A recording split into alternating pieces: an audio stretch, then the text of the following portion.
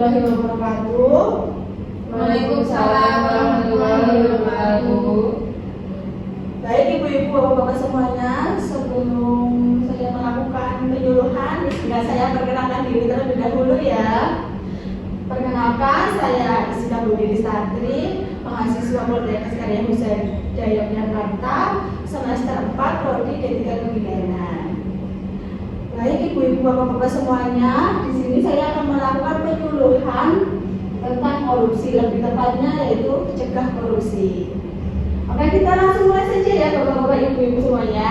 Ya.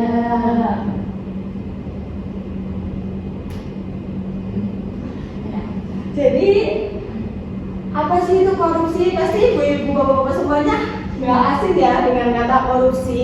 Ya. Saya bantu jelaskan ya ibu semuanya.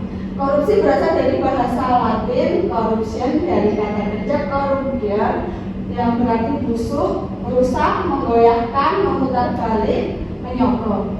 Menurut Transparency International adalah perilaku pejabat publik, baik politikus atau politisi maupun pegawai negeri yang secara tidak wajar dan tidak legal memperkaya diri atau memperkaya mereka yang dekat dengannya dengan menyalahgunakan kekuasaan publik yang dipercaya kepada mereka.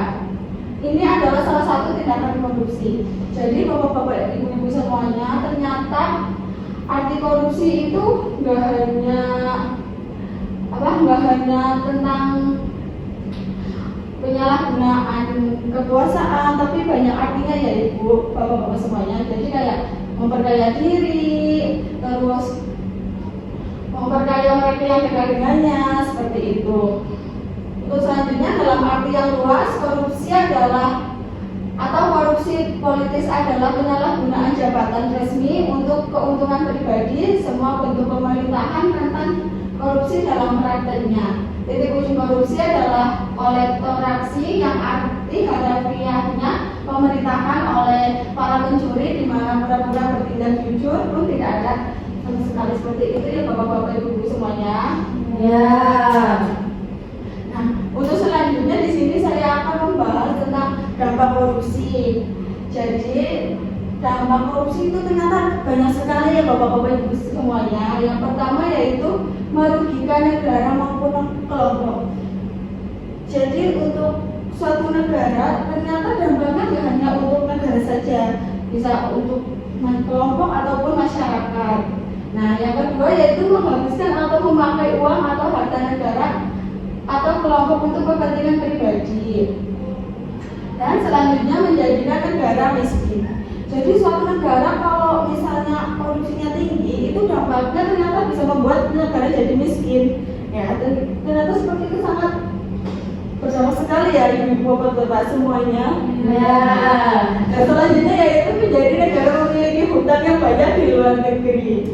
Ternyata nggak hanya menjadi negara miskin, negara itu juga memiliki banyak hutang kepada negara yang tetangga kita atau negara luar negeri seperti itu. Ya.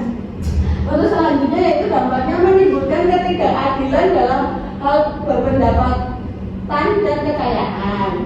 Jadi itu juga dalam masyarakat itu kekayaannya itu jadi tidak merata seperti itu, yang kaya jadi kaya, yang miskin tambah miskin. Selanjutnya yaitu berkurangnya kepercayaan terhadap pemerintah. Ternyata dampaknya juga bisa membuat kita sebagai masyarakat itu kurang percaya terhadap pemerintah, seperti itu bapak-bapak ibu-ibu semuanya. Nah, untuk selanjutnya yaitu berkurangnya kewibawaan pemerintah dalam masyarakat, terus menurunnya pendapatan negara.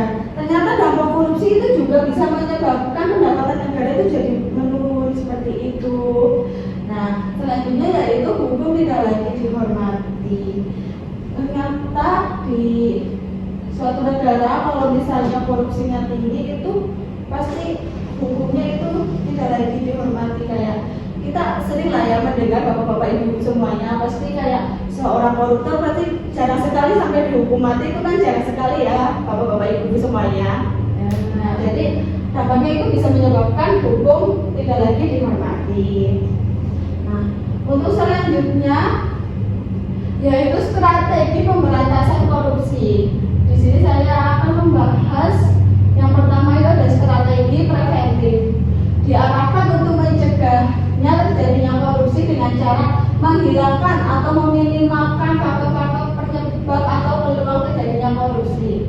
Konvensi PBB anti korupsi United National Convention Against Corruption menyepakati langkah-langkah untuk mencegah terjadinya korupsi. Masing-masing negara setuju untuk mengembangkan dan menjalankan kebijaksanaan anti korupsi terkombinasi dengan mempromosikan partisipasi masyarakat dan menunjukkan prinsip supremasi hukum, integritas, transparan, dan akuntabel, saling bekerja sama untuk mengembangkan langkah-langkah yang efektif untuk pemberantasan korupsi.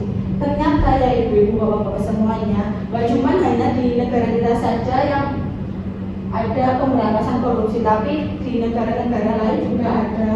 Dan itu sempat dibahas oleh seperti PBB dan United National Convention Against Corruption. Seperti itu ya bapak-bapak semuanya. Iya. Nah, oke. Adapun sasaran pendidikan anti korupsi secara garis besar bisa dikelompokkan menjadi dua, yaitu pendidikan anti korupsi bagi aparatur pemerintah dan calon aparatur pemerintah.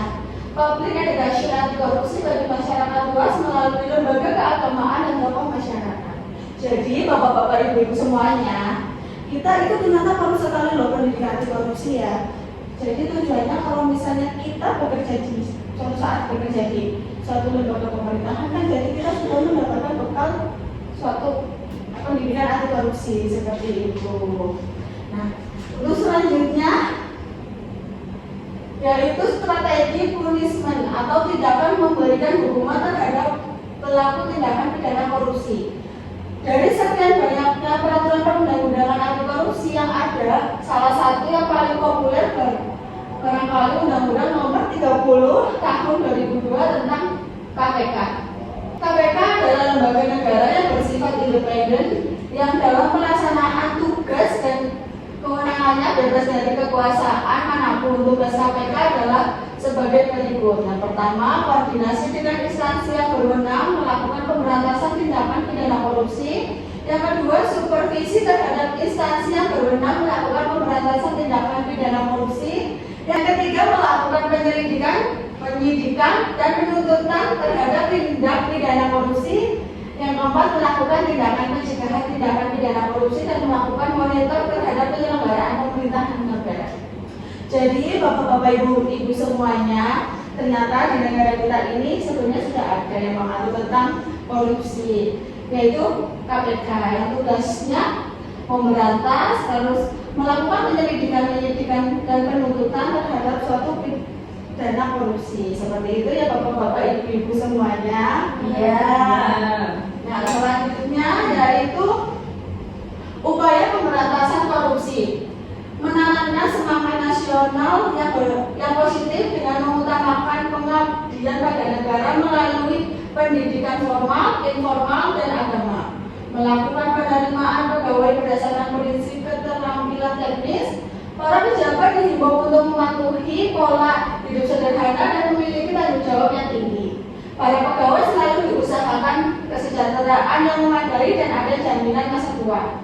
Menciptakan aparatur pemerintah yang jujur dan disiplin kerja yang tinggi. Sistem keuangan dikelola oleh para pejabat yang memiliki tanggung jawab etis tinggi dan dibarengi sistem kontrol yang efisien. Jadi bapak-bapak ibu-ibu semuanya, di sini yaitu merupakan upaya pemberantasan korupsi. Seperti itu ya bapak-bapak ibu-ibu. Iya. Nah, kita lanjut ya bapak-bapak ibu-ibu semuanya.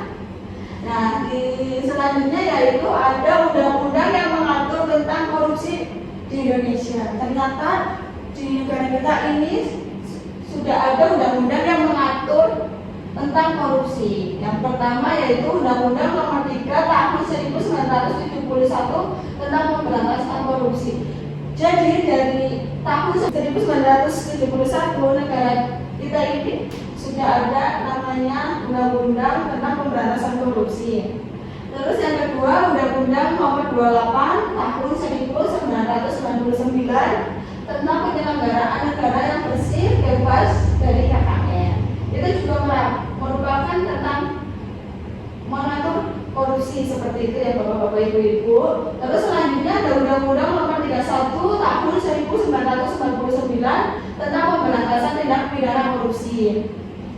Terus dilanjut Undang-Undang Nomor 71 Tahun 2000 tentang tata cara pelaksanaan peran serta masyarakat dan pemberian penghargaan dalam pencegahan dan pemberantasan tindakan pidana korupsi. Ternyata banyak sekali ya undang-undangnya ya Bapak-bapak Ibu-ibu.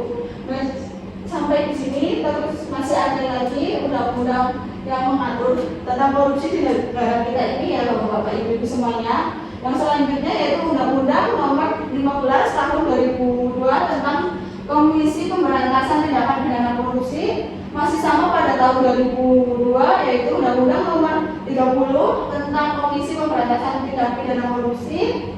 Terus dilanjut pada tahun 2006 Undang-Undang Nomor 7 tentang United National Commission Against Corruption.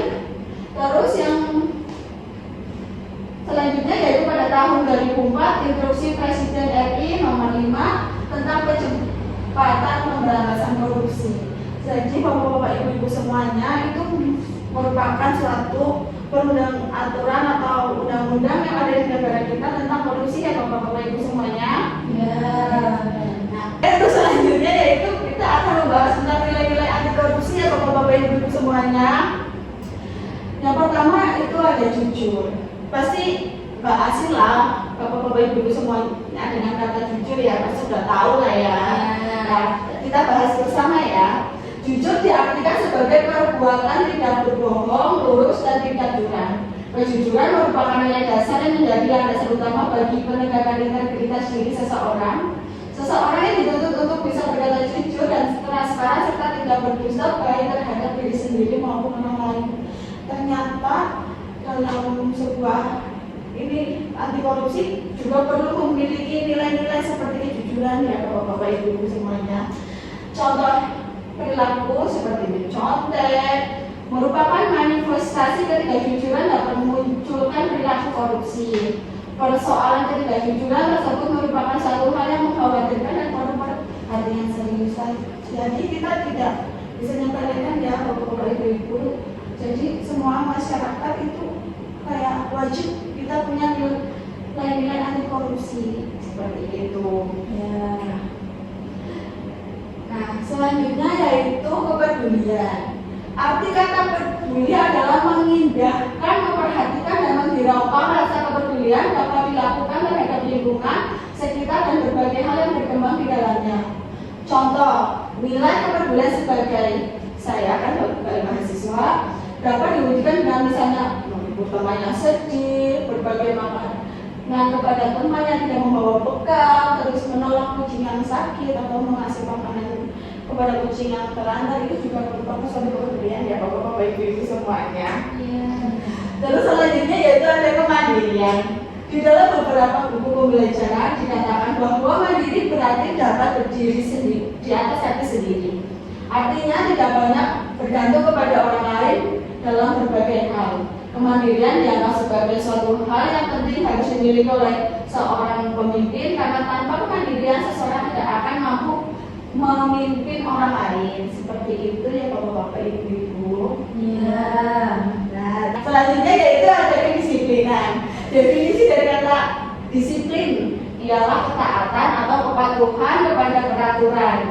Sebaliknya, untuk mengatur kehidupan manusia memerlukan hidup yang disiplin. Manfaat dari disiplin ialah seseorang dapat mencapai tujuan dengan waktu yang lebih efisien. Kedisiplinan memiliki dampak yang sama dengan nilai-nilai anti korupsi lainnya, yaitu dapat menimbulkan kepercayaan dari orang lain dalam berbagai hal. Selanjutnya yaitu tanggung jawab. Kata tanggung jawab adalah keadaan wajib menanggung segala sesuatunya. Kalau terjadi apa-apa boleh dituntut, dipersalahkan dan diperkarakan. Seseorang yang memiliki tanggung jawab akan memiliki kecenderungan menyelesaikan tugas dengan lebih baik. Seseorang yang dapat menunaikan tanggung jawab sekecil apapun itu dengan baik akan mendapatkan kepercayaan dari orang lain. Ternyata hanya disiplin, kita juga perlu menerapkan nilai tanggung jawab ya ibu-ibu bapak-bapak semuanya. Ya, selanjutnya yaitu kerja keras. Kerja keras didasari dengan adanya kemauan, di dalam kemauan terkandung ketekatan, ketekunan, daya tahan, daya kerja, pendirian, keberanian, ketabahan, keteguhan, dan pantang mundur. Bekerja keras merupakan hal yang penting guna tercapainya hasil yang sesuai dengan target. Akan tetapi bekerja keras akan menjadi tidak berguna jika tanpa adanya pengetahuan. Seperti itu ya Bapak-bapak Ibu semuanya. Terus yang poin ketujuh yaitu kesederhanaan. Gaya hidup merupakan suatu hal yang sangat penting bagi interaksi dengan masyarakat di sekitar. Dengan gaya hidup yang sederhana, manusia dibiasakan untuk tidak hidup boros, tidak sesuai dengan kemauannya, dengan gaya hidup yang sederhana. Contohnya ya Bapak-bapak Ibu semuanya, tidak boros, biasakan membeli yang baru jika membutuhkan bukan menginginkan. Jadi kita itu perlu sekali menerapkan nilai kehidupan kesederhanaan ya Bapak-bapak Ibu semuanya. Nah itu merupakan suatu nilai anti korupsi juga. Yaitu ada keberanian, yaitu merupakan kerja keras didasari dengan adanya kemauan, di dalam kemauan dengan kedekatan, ketekunan, daya tahan, daya kerja, pendirian, keberanian, ketabahan, keteguhan, dan pantang mundur. Bekerja keras merupakan hal penting guna tercapainya hasil yang sesuai dengan target. Akan tetapi bekerja keras kan menjadi tidak berguna jika tanpa diketahui. Jadi Bapak-bapak Ibu, kita juga perlu menerapkan sifat keberanian untuk menerapkan nilai-nilai anti korupsi ya Bapak-bapak Ibu semuanya. Nah untuk selanjutnya yaitu ada keadilan. Berdasarkan arti katanya, adil adalah sama berat, tidak berat sebelah, dan tidak memihak. Setiap orang punya hak dan kewajiban yang sama dan harus diperlakukan dengan setara. Jadi Bapak-bapak Ibu, kita juga perlu menerapkan nilai-nilai keadilan ya. Seperti contohnya saat berinteraksi dengan orang lain atau dengan tukang kebun di rumah atau dengan keluarga atau dengan siapapun itu maupun dengan rekan kerja, semua diperlakukan dengan sama ya Bapak-bapak Ibu semuanya.